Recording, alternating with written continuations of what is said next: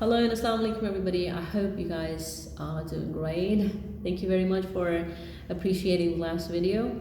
And I thought before I talk about how we can learn to speak English, it's important that we figure out what went wrong. Why are we not speaking it already? Because I think my parents put me in a school when I was 5 years old, and like 10 years of education at school, and then college, university, then doing your master's. You had spent, I think, more than any other language or subject, we spent our time on English. But I don't know about generations before me,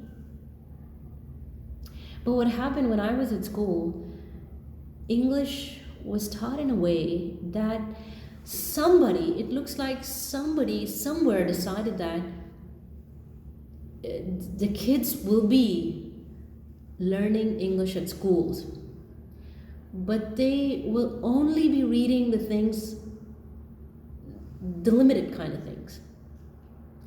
They would only be able to write an application, where to put commas, where to put a full stop, the punctuation. And that's so pathetic a thing, honestly speaking. Even today, people are like, grammatical rules and punctuation.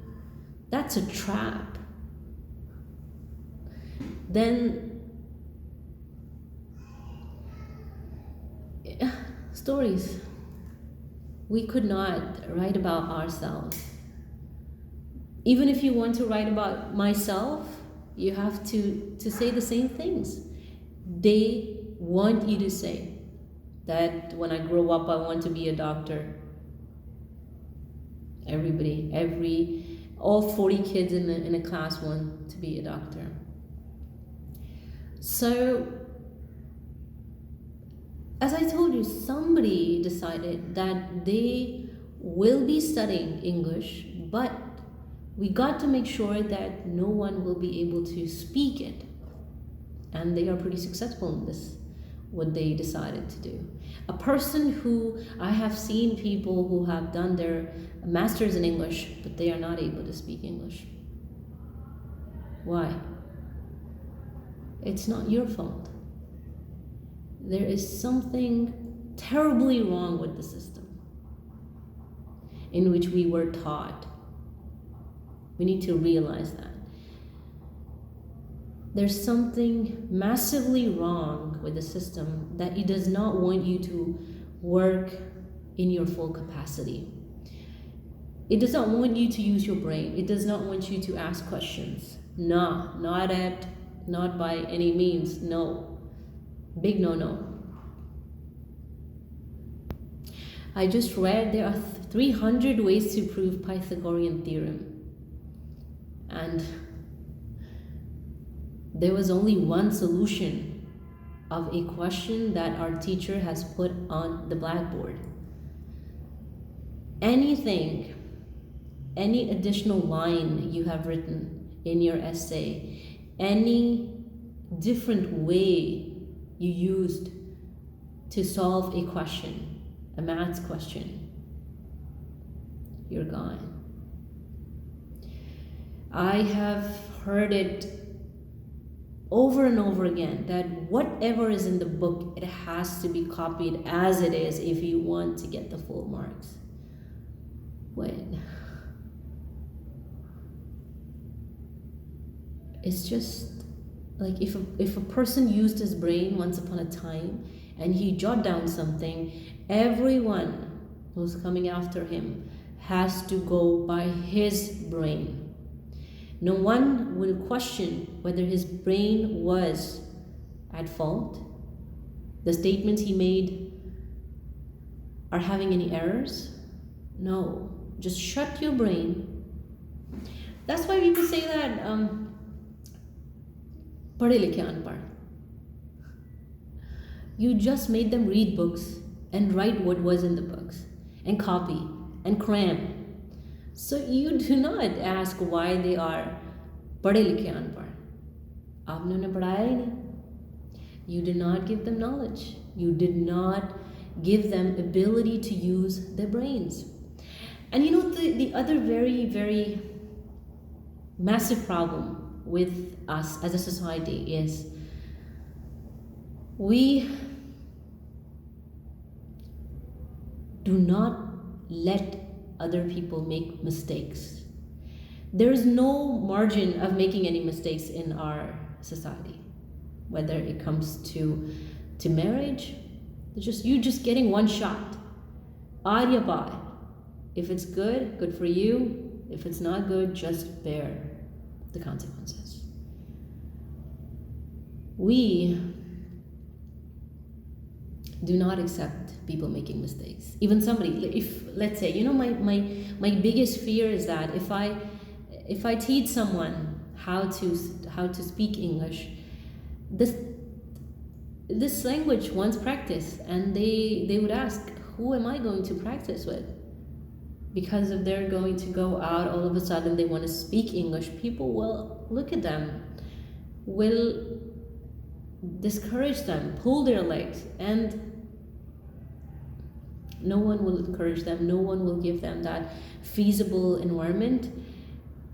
And anywhere you said a line wrong, you pronounced a word wrong. I remember that in our office, there was a girl who once said Chanel to the perfume, to the brand Chanel, and people were making fun of her. It wasn't even an English word. It was written the way she pronounced it, and people were making fun of her. You should give people margin to make mistakes. And we should not make it make them a laughing stock. We should appreciate them. At least they're trying. And we can only laugh at them if we think we are the perfect people. So yes, we have to change our way, how we deal with other people and how we deal with other individuals around us who want to learn. If there's a 40 years old woman who says, I want to go back to college, I want to take admission in a university, what would you do? She wants to learn. Let her learn. She can be of great service to the humanity, to the society around her. If you are having a woman who has a learned approach, a educated, knowledgeable approach, man, she can change the nations. So please give some space to people who want to learn, want to make mistakes. If someone is speaking English and they are not speaking it right, that's perfectly fine. Kaam chal raha hai. That's good. And, if there is somewhere you can help them improve, just correct them. And we should all promise to lift each other up, to share our expertise, our knowledge.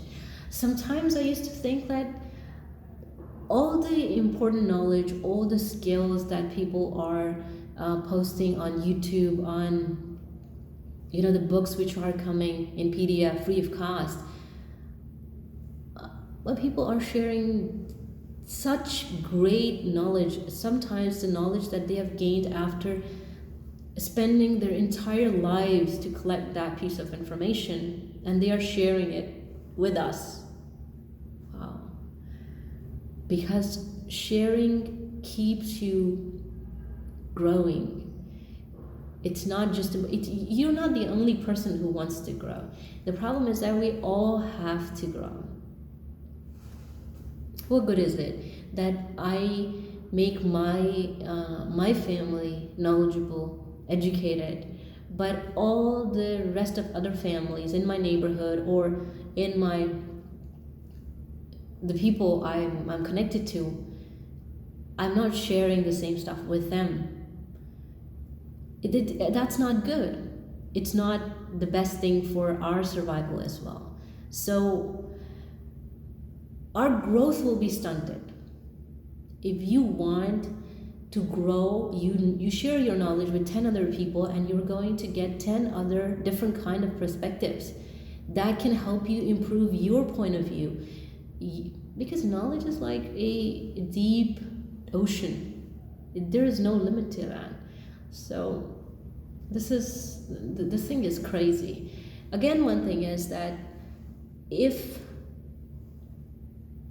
the system is there to break us, the system is there to make us robots and follow orders. If we cannot do anything about the system, we can do something about ourselves, about our approach, the way we can change our society. Please do write. Let me know in comments what you think, and thank you so much for listening to me. Bye.